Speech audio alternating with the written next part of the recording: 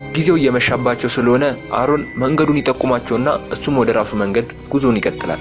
ምንም ፍርሃትን የማያውቀው አሮን በድፍረት በሸለቆች መሃል እየተሽለከለከ ይገባል። እየሄደም እያለ ወደ ታች ወደ ሆነ ክፍል ደረሰ። ጫፍ ላይም የሆነ ድንጋይና ረገጥ እያደረገ እንደሚወድቅና እንደማይወድቅ ቼክ ያደርጋል። ድንጋዩ ምንም እንደማይንቀሳቀስ ሲያይ ወደ ታችኛው መሬት ለመዝለል ተዘጋጀ። ልክ ድንጋዩ ኃይል ሲበዛበት ግን ከቦታው ይናድና አሮን ከተንጠለጠለበት ወደ ታች ዘሎ ይወድቃል። ድንጋዩም ተከትሎት መጥቶ እጁን ይቀረጥፈዋል። አሮን ደነገጠ። እጁ ገብቷል። ድንጋዩ ደግሞ ከቅድሙ የባሰ ምንም አልንቀሳቀስ አለ። ለሰዓታቶች ሲታገሉ አለ።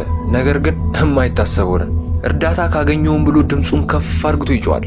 ነገር ግን በዛ በረሃ ስፍራ አይደለም ሰው ወፍ እንኳን አልነበረም።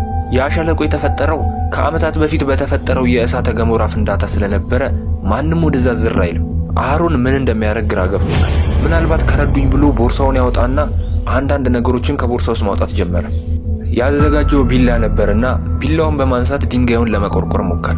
ነገር ግን ያው ድንጋዩን መቆርቆር የማይታሰብ ነገር ነው፣ ለዛውም በቢላ። አሁን ቀኑ እየጨለመ ነው።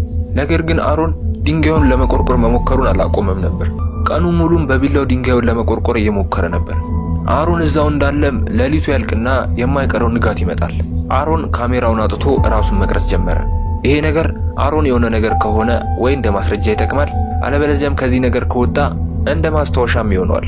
ለዛም አስቦ ነው ራሱን ቪዲዮ መቅረጽ የጀመረው። አሁን አሮን ትንሽ ውሃ ብቻ ነው የቀረው፣ መቆጠብ አለበት።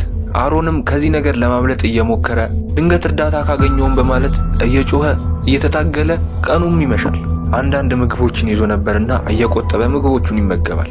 አሁን አሮን አንድ ነገር ማስታወስ ጀመረ። እናቱ በስልክ የድምጽ መልእክት አስቀምጣለት ነገር ግን